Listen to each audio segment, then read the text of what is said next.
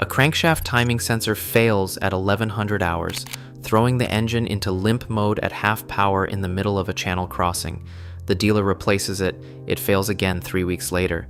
After $40,000 in parts, labor, and a full teardown on twin engines, nobody can find the actual cause. Another popular diesel loses its oil cooler to corrosion with zero warning because the part was built without an anode to protect it, and seawater quietly mixes into the crankcase until an owner finally notices a sheen in the bilge, usually well after the damage is already done to the bearings underneath. A third engine gets pushed to horsepower ratings its own block was never designed to survive, and mechanics openly call it a disposable diesel, not because it's a bad design, but because it was never meant to make that kind of power in the first place. Meanwhile, 4 other marine diesels are out there right now, quietly outliving the boats built around them by tens of thousands of hours, with owners who never think twice about them. We're breaking down exactly which diesels to avoid and which ones to buy. Please subscribe if this video is helpful. The Volvo Penta D3 launched in 2003 as what Volvo itself called a sport diesel, an aluminum, automotive-derived block shared with Volvo's own car division, built to deliver outboard-like performance and weight in a diesel package. Sold in multiple generations well into the 2010s, it is plagued by a crankshaft timing sensor that fails intermittently and throws the engine into limp mode, capping RPM around 1200 and cutting available power in half without warning.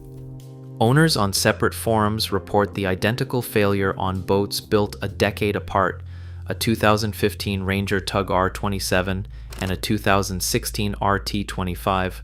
Both documented the same timing sensor crank alarm, had the sensor replaced, and watched the fault return within weeks. The D3's variable geometry turbo actuator creates a second related failure mode where the actuator arm sticks and throws that identical limp mode alarm. One owner spent over $40,000 replacing both turbos, both wiring harnesses, and every fuel filter on a pair of D3s, chasing the same fault with no fix ever found.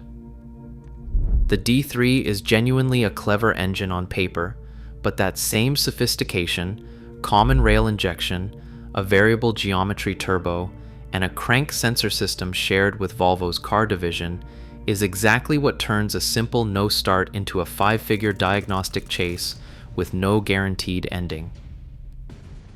The Caterpillar 3208 was introduced in the 1970s as a truck and industrial engine before it found a second life powering commercial fishing boats and workboats between 50 and 100 feet. Specifically, the versions push past 350 horsepower into the 375 and 435 horsepower turbocharged ratings.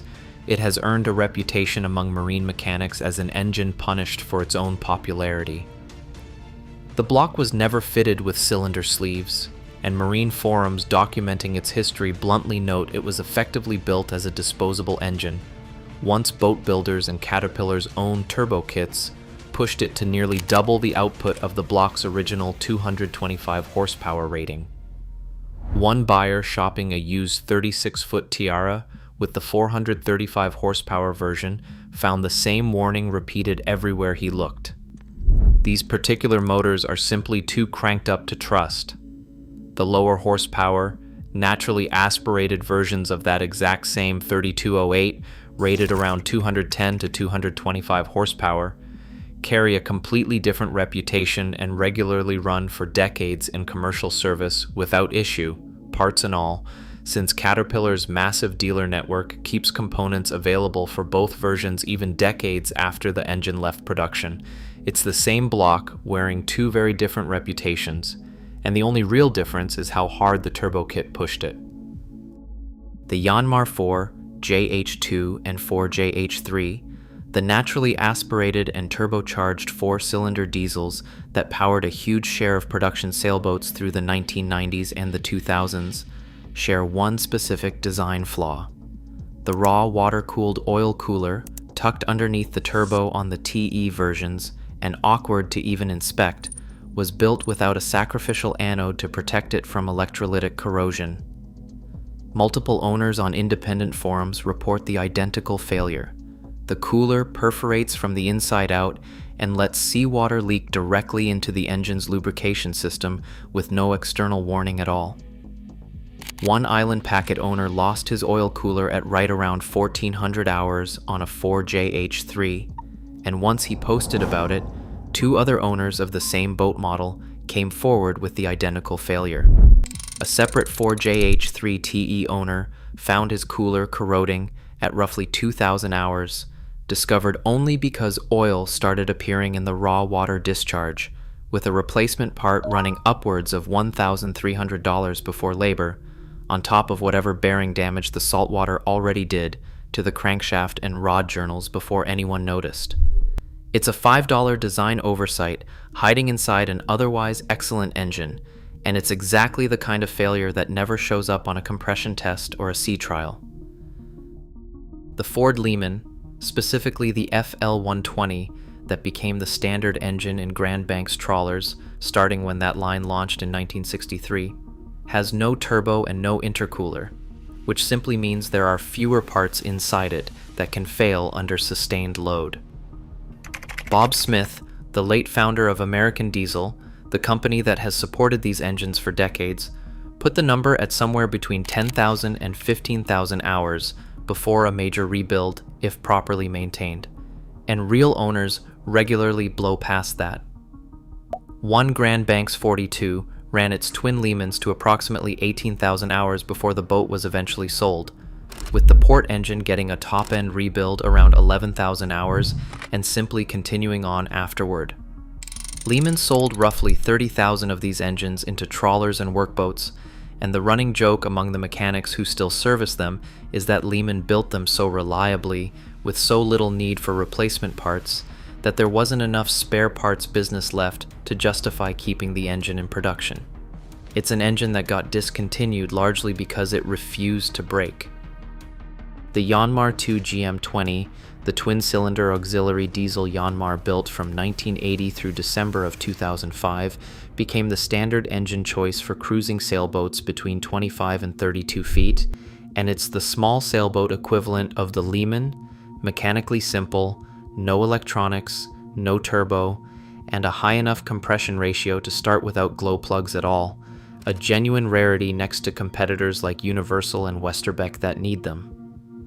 Yanmar itself states 10,000 hours is attainable with proper maintenance, and a technical rep for Mac Boring, Yanmar's own US distributor, has cited 20,000 hours in maintenance training courses.